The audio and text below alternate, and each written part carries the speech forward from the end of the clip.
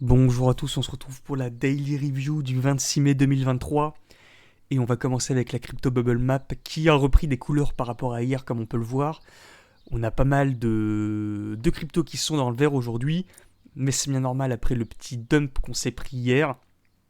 Alors on a comme on peut le voir le PLSX à plus 18%, mais on a également pas mal de cryptos qui sont aux alentours allez, des plus 3, plus 5%, le SNX, le PLS, le Casper, le Myota, le ARB. Le PP également. Donc ça fait plaisir de voir un petit peu ça. On va essayer de rentrer un petit peu plus dans le détail quand même. Alors au programme, on va voir ce qui se passe sur le Bitcoin, sur l'Ethereum comme d'habitude. On va parler un petit peu des news, puisqu'il va y en avoir cet après-midi, et surtout de ce qui s'est passé hier concernant le Nasdaq et les annonces d'NVIDIA qui ont fait monter le cours. Et puis, pour finir, on ira voir s'il y a quand même quelques altes qui sont intéressantes pour aujourd'hui. Et puis, on aura notre programme pour la matinée. Donc, concernant le Bitcoin en daily, alors on n'a toujours pas réintégré le range que j'avais dessiné. On est resté en bas, donc on est peut-être en train, vous voyez, de faire un petit pullback pour revenir sur la ligne ici, pour pouvoir ensuite partir à la cave. Le truc, c'est que si vraiment on se maintient en dessous de la ligne allez, des 26 700, à long terme, c'est très mauvais, puisque on va simplement continuer à faire des balles de plus en plus bas en allant chercher les différentes targets qu'il y a sur les différentes targets à la baisse. Donc, premièrement, c'est la résistance qu'il y a aux alentours des 24 800. Il y a toute la liquidité à aller chercher de ce côté-là, du côté des 23. Il y a le gap CME qu'on voit pas sur ce cours-là, mais qui est là. Bah, on va peut-être pouvoir le voir ici, qui est ici. Donc, il faudrait vraiment qu'on arrive à remonter, à réintégrer ce range. Sinon, à plus ou moins court terme, ça risque d'être relativement dramatique.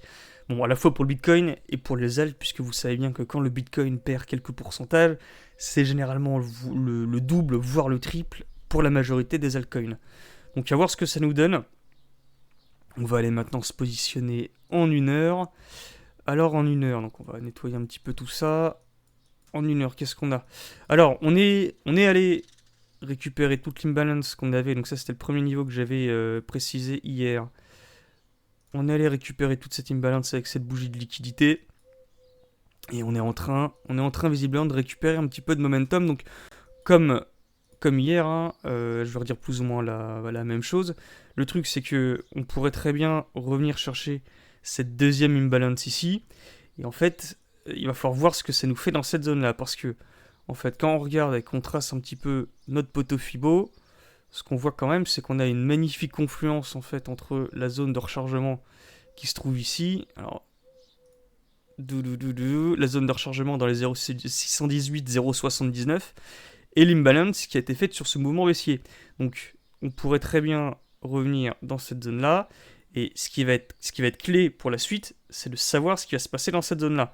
Est-ce qu'on arrive à se maintenir et on arrive à remonter et à breaker les 27 500, 540, ou en fait, est-ce que pas du tout, et on est là pour continuer un mouvement baissier en faisant des bas de plus en plus bas, en breakant la fameuse ligne des 25 750, et puis là, là ce serait la fin. Alors, ça c'est le scénario où on revient dans cette zone-là, mais il y a également le scénario où on n'y va pas, et on se maintient en dessous de la pseudo-résistance qu'on a actuellement. Alors attendez, je vais nettoyer un petit peu. On reste en fait en dessous de la résistance qu'on a à peu près à ce niveau-là. Et puis on commence à patauger et à faire des figures de retournement baissier et bam, direction la cave. Donc ça, c'est pour les scénarios les plus bearish. Pour les scénarios un petit peu plus bullish, bon, il faut vraiment qu'on arrive à court moyen terme à repasser au-dessus de la zone, de cette zone-là, qui est la zone des 27,5. Pour l'instant, c'est vraiment pas d'actualité parce qu'il y a entre la résistance des 26,5, toute l'imbalance, la zone de rechargement, etc. Bon, on a un peu du mal à voir à court terme de quelle manière est-ce qu'on pourrait remonter ici pour se maintenir et aller au-dessus. Surtout que Si vraiment on a envie d'aller faire des plus bas, on risque quand même typiquement d'aller ici. Tout ça pourquoi? Simplement pour récupérer toutes les liquidités qui sont là, tac, et venir ensuite se positionner en short pour pouvoir faire des plus bas. Ça, c'est pas un scénario à exclure également. Donc beaucoup de prudence actuellement, beaucoup de prudence, parce que quand on regarde vraiment le graphique, alors que ce soit en weekly ou en daily, ça a quand même une tronche baissière, hein, on va pas se mentir, quand on regarde ce genre de choses. On pouvait espérer à un moment qu'on soit un petit peu en mode prise de liquidité dans cette zone-là, pour pouvoir aller chercher des plus hauts. Mais bon, on a quand même pas fait des figures qui nous font penser à ça. Et bon, là, on est quand même plutôt parti à la baisse, hein. Alors, il y avait effectivement ce double top qu'à un moment on pouvait voir et on pouvait se dire, bam, c'est bon, c'est reparti, on va faire des plus hauts. Mais visiblement, c'est pas ce qui est en train de se passer. Donc, beaucoup de prudence sur le Bitcoin. Beaucoup de prudence sur le Bitcoin. Surtout qu'on va avoir des annonces qui vont pop dans pas longtemps, là, cet après-midi. Donc, à voir ce qui se passe, mais il faut quand même rester prudent. Concernant l'Ethereum maintenant, donc scénario similaire en fait. Alors, petit récap, on était venu chercher, contrairement à Bitcoin, toute la liquidité qu'il y avait au nord. C'est pour ça que si l'Ethereum commence à driver un peu le marché, c'est ça qui me dit que potentiellement c'est vraiment pas bon. Attends, je vous la mets là. Tac, petite prise de liquidité ici. Gros mouvement baissier. Prise de liquidité en bas. Tac. Exactement ici. Je vous la dessine également. Ça, c'était très très bon, hein, pour le coup. Donc là, petit mouvement correctif. Et en fait, sur ce mouvement correctif, on a exactement la même chose que le Bitcoin. En fait, on a une très très belle zone d'imbalance qui se trouve ici. Je vous la dessine. Et qui correspond plus ou moins à la zone de rechargement de notre poteau Fibonacci. Et en fait, on a quand même une belle confluence. On a quand même une belle confluence d'informations entre les deux. Et là, c'est pareil aussi. On pourrait très bien revenir là. On fait des figures de retournement baissier ici. Et puis là, bam, direction la cave. S'il y a ce genre de scénario, donc là, il faudrait breaker la résistance qui a à peu près à ce niveau-là, au niveau des 1750. Si on break les 1750 et qu'on se maintient en dessous, c'est vraiment pas bon, hein. Là, c'est vraiment pas bon. C'est comme le Bitcoin. Il faudrait idéalement, déjà dans un premier temps, qu'on revienne dans cette zone et qu'on arrive à se maintenir. Mais même si ça fait ça, vous voyez que pendant très longtemps, on va être quand même bien dans l'incertitude, parce qu'il y a quand même beaucoup de chances que même si ça revient dans cette zone, ça reparte à la baisse.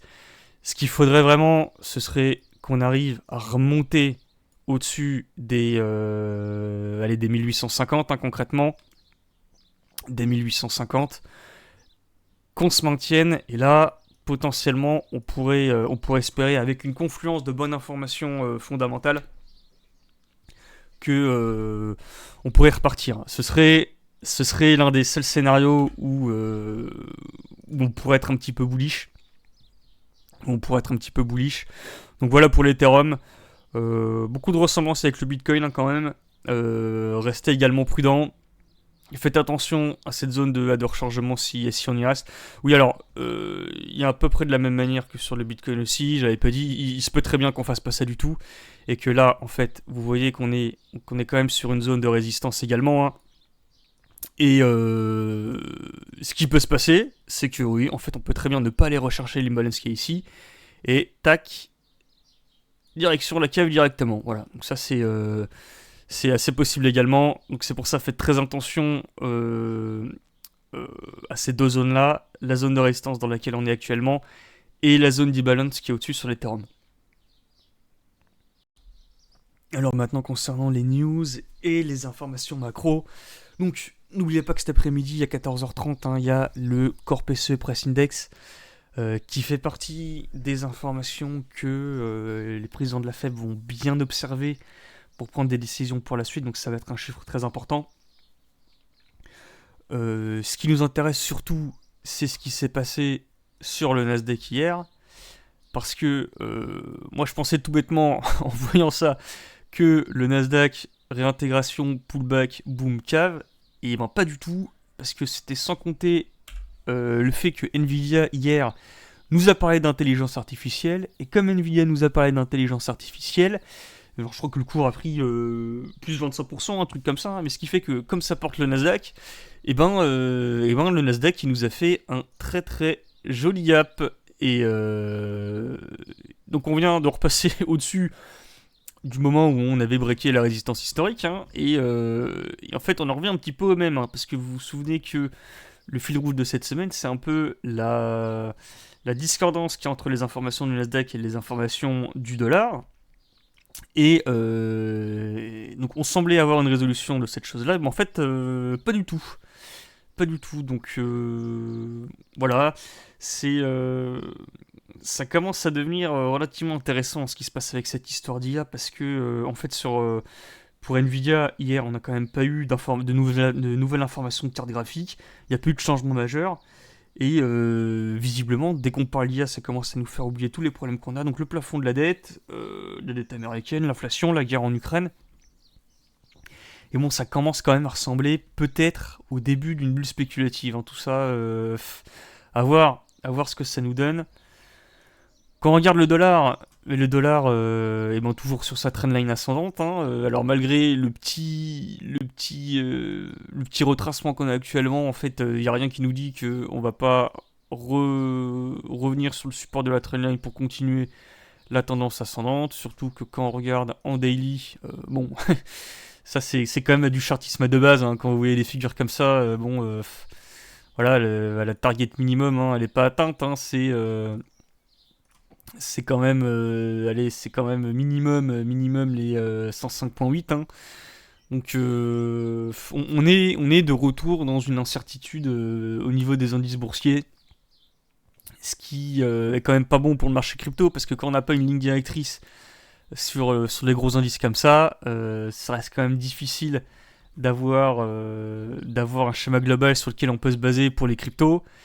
Et c'est ce qui fait que le Bitcoin patauge un peu, que l'Ethereum ce soit pareil, que les altcoins ce soit la foire, voilà. Donc pas de schéma clair, pas de schéma clair. On est en train de patauger depuis une semaine. On a cru à une résolution, elle n'a pas eu lieu.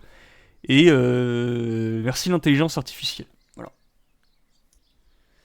Alors maintenant, concernant les altcoins potentiellement intéressantes, j'en ai sélectionné deux. Premièrement, il y a le NKN. Il y a le NKN, bon, qui est sur une tendance haussière, hein, depuis pas mal de temps. On a un petit retracement, mais en fait on a un retracement intéressant parce que en fait on a également une confluence de pas mal d'informations intéressantes. La première, c'est que on va arriver dans une zone ici de liquidité hyper intéressante. Je vous la dessine de suite. Voilà. On a une confluence avec zone de rechargement de notre poteau Fibo. Vous connaissez maintenant un poteau Fibo. Je vous dessine ça de suite. Là, voilà, on est dans les 0,618, 0,79. Donc très très bon. Zone de rechargement, bam. On a de l'imbalance au-dessus, hein. On a de l'imbalance au-dessus. Donc ce serait potentiellement une target. La première target où il y a ensuite un petit peu de liquidité qui est là également, hein. Je vais la mettre. Liquidité, bon, on la voit pas tellement. Ouais, on la voit pas tellement, c'est pas suffisamment. Voilà. Tac. Donc. Là voilà, moi pour le NKN, je vois bien un scénario possible où on commence à reprendre un petit peu de momentum ici. Tac, première target là.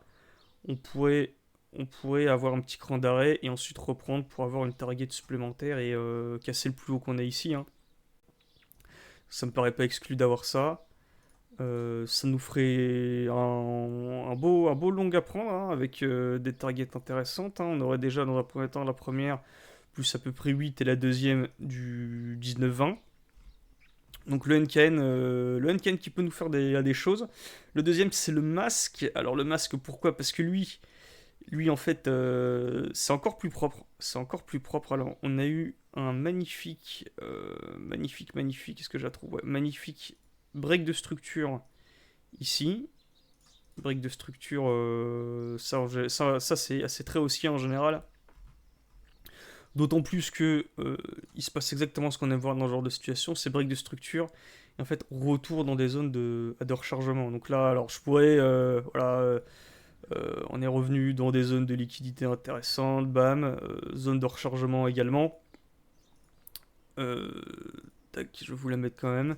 Tac, et là, on est en train de dessiner de la prise de, enfin, de la reprise de momentum.